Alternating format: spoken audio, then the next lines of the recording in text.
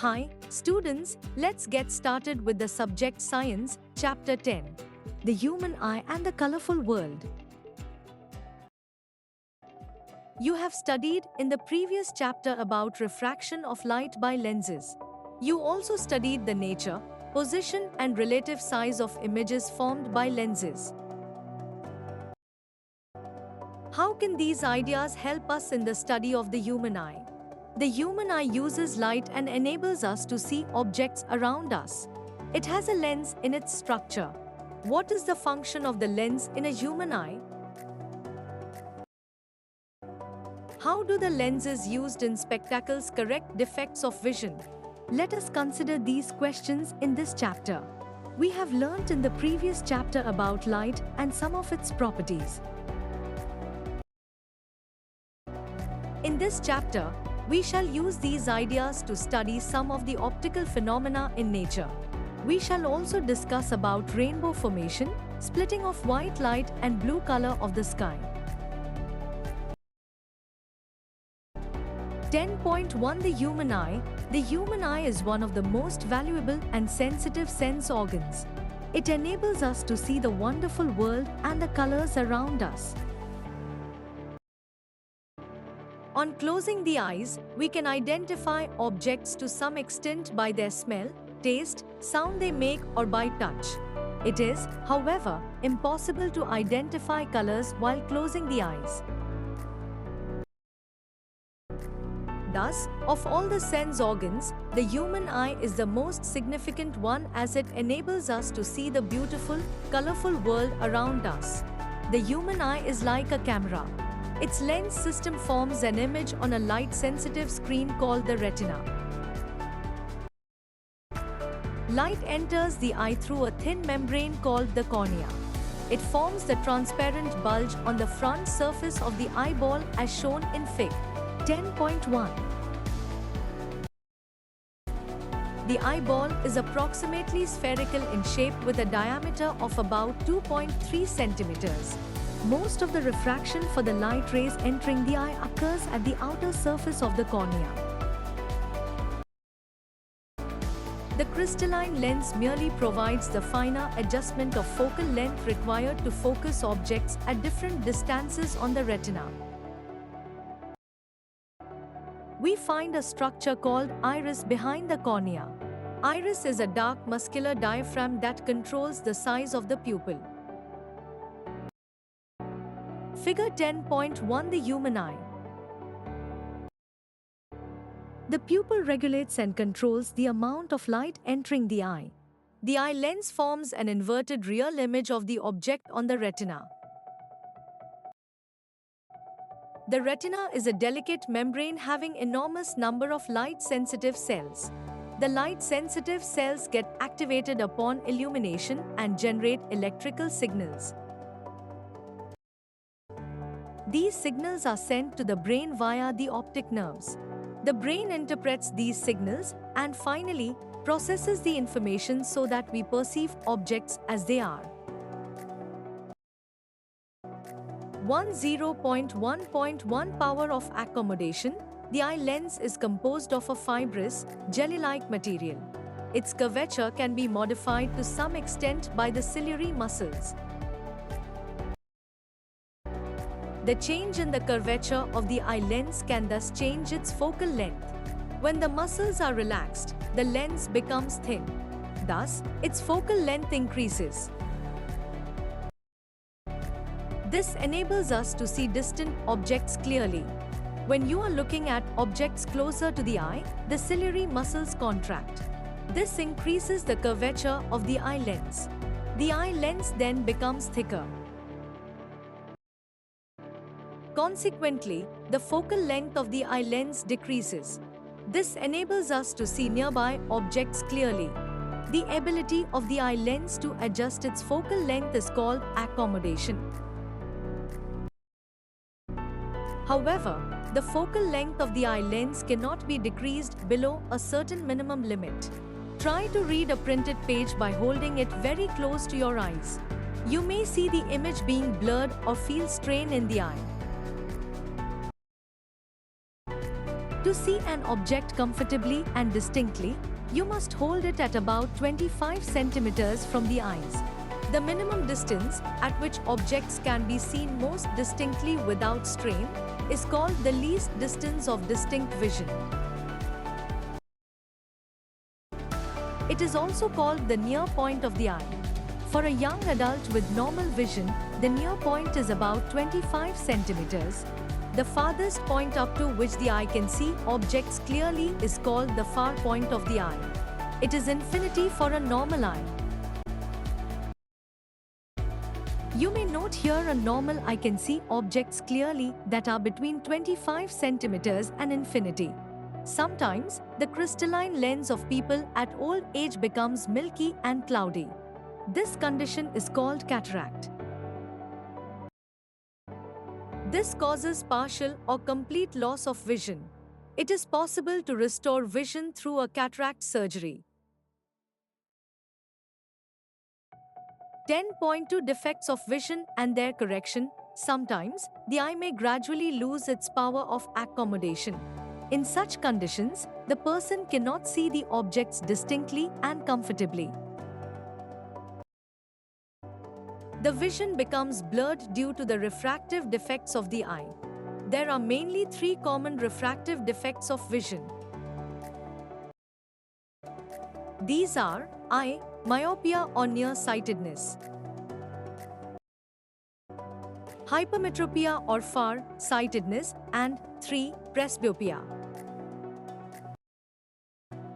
These defects can be corrected by the use of suitable spherical lenses. We discuss below these defects and their correction. Myopia. Myopia is also known as near-sightedness. A person with myopia can see nearby objects clearly but cannot see distant objects distinctly. A person with this defect has the far point nearer than infinity. Such a person may see clearly up to a distance of a few meters. In a myopic eye, the image of a distant object is formed in front of the retina, Fig. 10.2b, and not at the retina itself. This defect may arise due to I. Excessive curvature of the eye lens or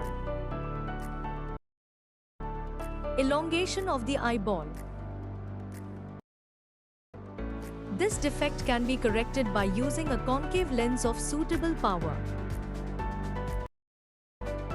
This is illustrated in Fig. 10.2c. A concave lens of suitable power will bring the image back onto the retina and thus the defect is corrected.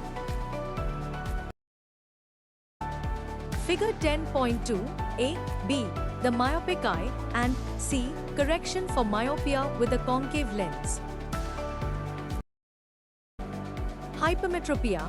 Hypermetropia is also known as farsightedness. A person with hypermetropia can see distant objects clearly but cannot see nearby objects distinctly.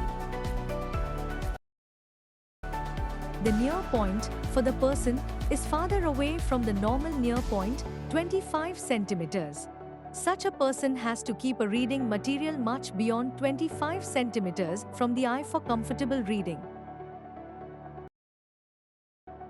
This is because the light rays from a close-by object are focused at a point behind the retina as shown in Fig. 10.3b. This defect arises either because I. The focal length of the eye lens is too long or the eyeball has become too small. This defect can be corrected by using a convex lens of appropriate power. This is illustrated in Fig. 10.3c. Eyeglasses with converging lenses provide the additional focusing power required for forming the image on the retina. Figure 10.3a, b, the hypermetropic eye, and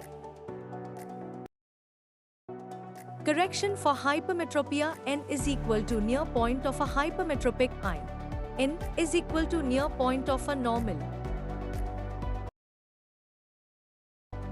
Presbyopia, the power of accommodation of the eye usually decreases with aging. For most people, the near point gradually recedes away.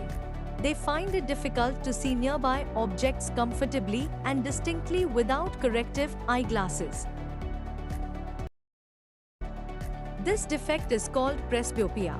It arises due to the gradual weakening of the ciliary muscles and diminishing flexibility of the eye lens. Sometimes, a person may suffer from both myopia and hypermetropia. Such people often require bifocal lenses. A common type of bifocal lenses consists of both concave and convex lenses. The upper portion consists of a concave lens. It facilitates distant vision. The lower part is a convex lens. It facilitates near vision. These days, it is possible to correct the refractive defects with contact lenses or through surgical interventions.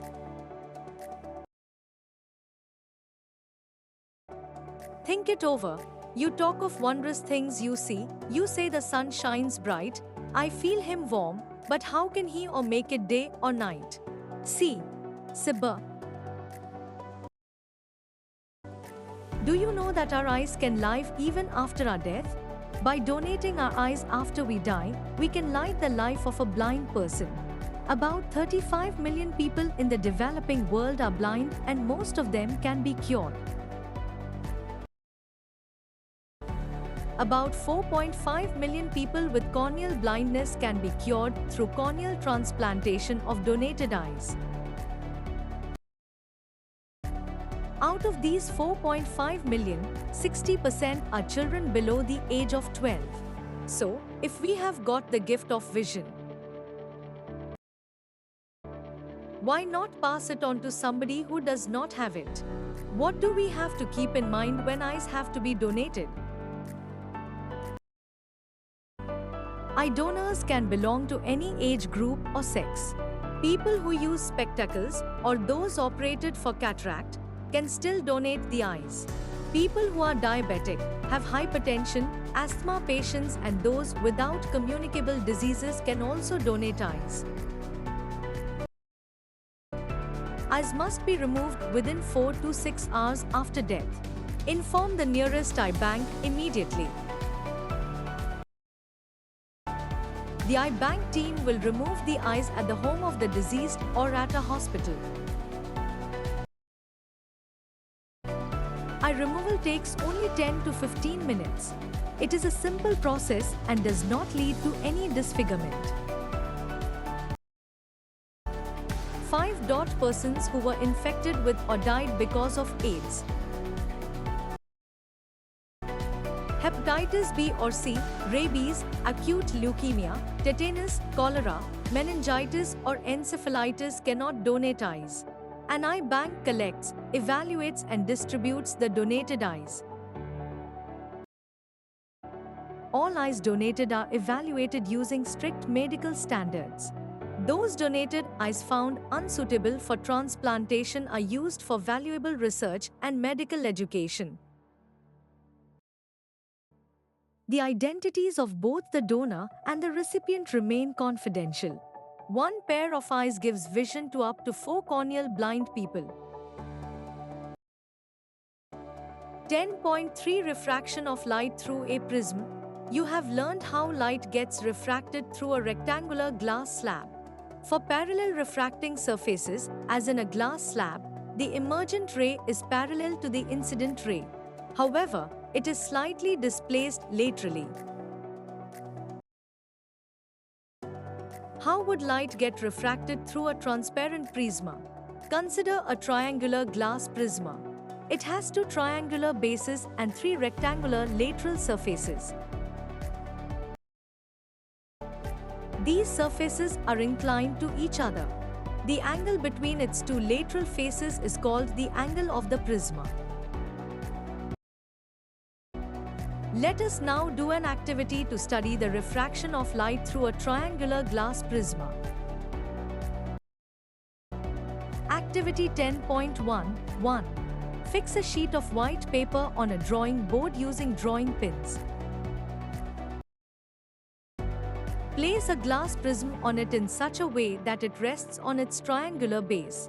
Trace the outline of the prism using a pencil. Draw a straight line P inclined to one of the refracting surfaces, say up, of the prisma. Fix two pins, say at points P and Q, on the line P as shown in Fig. 10.4. 5. Look for the images of the pins, fixed at P and Q, through the other face AC.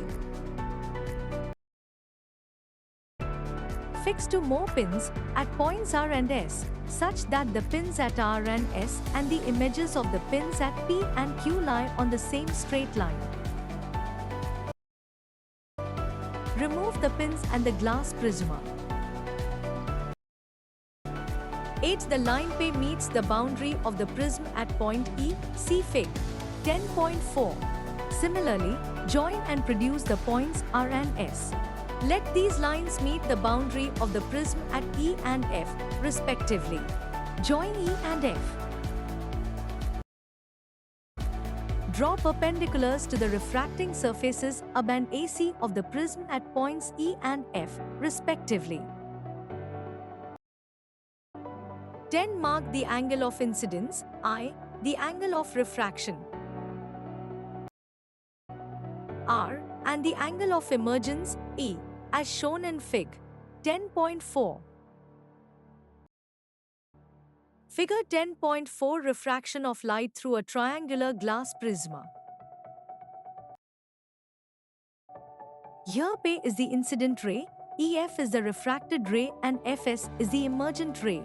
You may note that a ray of light is entering from air to glass at the first surface up. The light ray on refraction has bent towards the normal. At the second surface AC, the light ray has entered from glass to air. Hence it has bent away from normal. Compare the angle of incidence and the angle of refraction at each refracting surface of the prisma. Is this similar to the kind of bending that occurs in a glass slab? The peculiar shape of the prism makes the emergent ray bend at an angle to the direction of the incident ray. This angle is called the angle of deviation. In this case, D is the angle of deviation. Mark the angle of deviation in the above activity and measure it. 10.4. Dispersion of white light by a glass prism as Prisma's prisma. You must have seen and appreciated the spectacular colors in a rainbow. How could the white light of the sun give us various colors of the rainbow? Before we take up this question, we shall first go back to the refraction of light through a prisma. The inclined refracting surfaces of a glass prism show exciting phenomenon. Let us find it out through an activity. Activity 10.2.1. Take a thick sheet of cardboard and make a small hole or narrow slit in its middle. Allow sunlight to fall on the narrow slit. This gives a narrow beam of white light. 3. Now, take a glass prism and allow the light from the slit to fall on one of its faces as shown in Fig. 10.5. Turn the prism slowly until the light that comes out of it appears on a nearby screen. 5. What do you observe? You will find a beautiful band of colors. Why does this happen? Figure 10.5. Dispersion of white light by the glass prisma. The prisma has probably split the incident white light into a band of colors. Note the colors that appear at the two ends of the color band. What is the sequence of colors that you see on the screen? The various colors seen are violet, indigo, blue, green, yellow, orange and red, as shown in Fig. 10.5. The acronym VIBGEAR will help you to remember the sequence of colors. The band of the colored components of a light beam is called its spectrum. You might not be able to see all the colors separately. Yet something makes each color distinct from the other. The splitting of light into its component colors is called dispersion. You have seen that white light is dispersed into its 7 color components by a prisma. Why do we get these colors? Different colors of light bend through different angles with respect to the incident ray as they pass through a prisma. The red light bends the least while the violet the most. Thus the rays of each color emerge along different paths and thus become distinct. It is the band of distinct colors that we see in a spectrum. Isaac Newton was the first to use a glass prism to obtain the spectrum of sunlight. He tried to split the colors of the spectrum of white light further by using another similar prisma. However, he could not get any more colors. He then placed a second identical prism in an inverted position with respect to the first prisma, as shown in Fig. 10.6.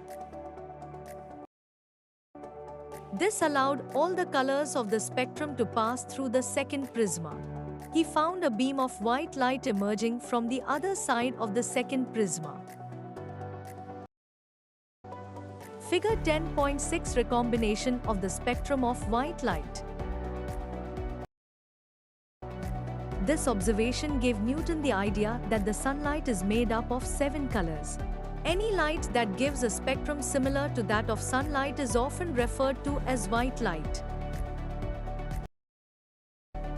A rainbow is a natural spectrum appearing in the sky after a rain shower. Fig. 10.7. It is caused by dispersion of sunlight by tiny water droplets present in the atmosphere. A rainbow is always formed in a direction opposite to that of the sun. The water droplets act like small prisms. They refract and disperse the incident sunlight, then reflect it internally, and finally refract it again when it comes out of the raindrop. Fig. 10.8. Due to the dispersion of light and internal reflection, different colors reach the observer's eye.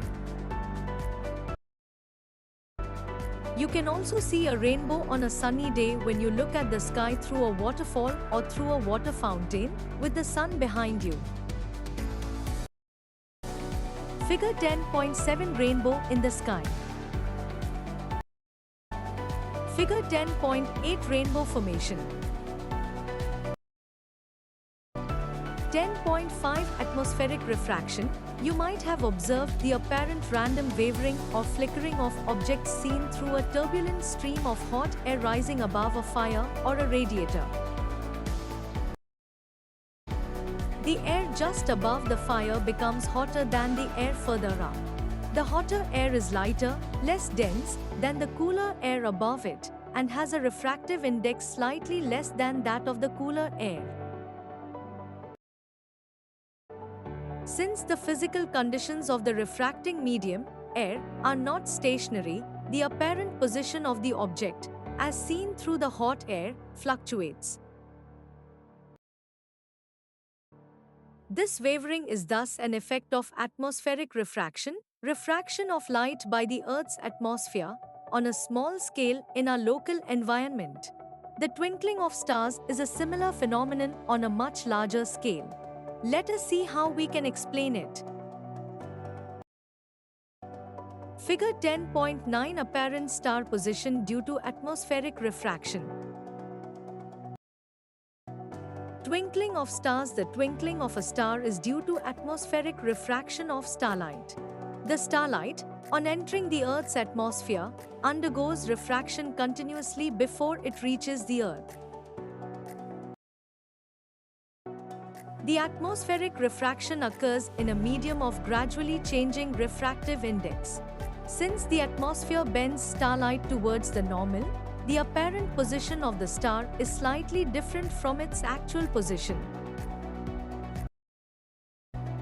The star appears slightly higher, above, than its actual position when viewed near the horizon, Fig. 10.9.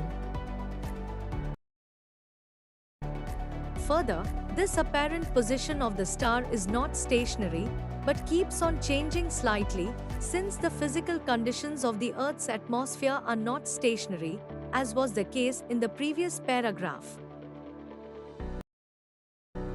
Since the stars are very distant, they approximate point-sized sources of light.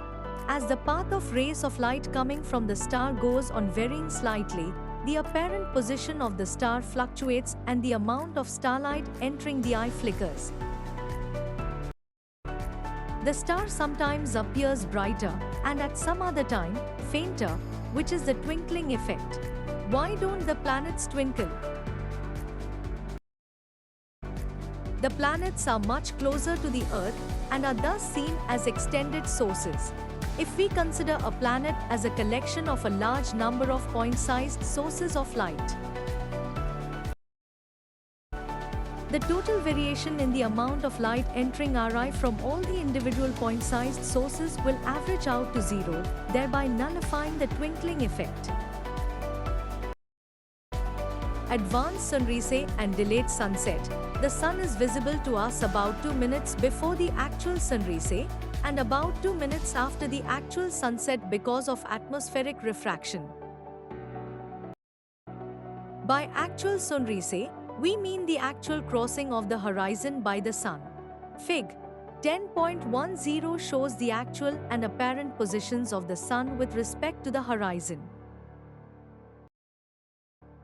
The time difference between actual sunset and the apparent sunset is about 2 minutes. The apparent flattening of the sun's disk at sunrise and sunset is also due to the same phenomenon. Figure 10.10 Atmospheric refraction effects at sunrise and sunset. 10.6 Scattering of light. The interplay of light with objects around us gives rise to several spectacular phenomena in nature. The blue color of the sky, color of water in deep sea, the reddening of the sun at sunrise and the sunset are some of the wonderful phenomena we are familiar with. In the previous class, you have learnt about the scattering of light by colloidal particles. The path of a beam of light passing through a true solution is not visible. However, its path becomes visible through a colloidal solution where the size of the particles is relatively larger. 10.6.1 Tyndall effect. The Earth's atmosphere is a heterogeneous mixture of minute particles. These particles include smoke, tiny water droplets, suspended particles of dust and molecules of air. When a beam of light strikes such fine particles, the path of the beam becomes visible. The light reaches us after being reflected diffusely by these particles. The phenomenon of scattering of light by the colloidal particles gives rise to Tyndall effect, which you have studied in class 9. This phenomenon is seen when a fine beam of sunlight enters a smoke-filled room through a small hole. Thus, scattering of light makes the particles visible. Tyndall effect can also be observed when sunlight passes through a canopy of a dense forest. Here, tiny water droplets in the mist scatter light. The color of the scattered light depends on the size of the scattering particles. Very fine particles scatter mainly blue light, while particles of larger size scatter light of longer wavelengths. If the size of the scattering particles is large enough, then the scattered light may even appear white. 10.6.2 is the color of the clear sky blue. The molecules of air and other fine particles in the atmosphere have size smaller than the wavelength of visible light. These are more effective in scattering light of shorter wavelengths at the blue end than light of longer wavelengths at the red end. The red light has a wavelength about 1.8 times greater than blue light. Thus, when sunlight passes through the atmosphere, the fine particles in air scatter the blue color, shorter wavelengths, more strongly than red.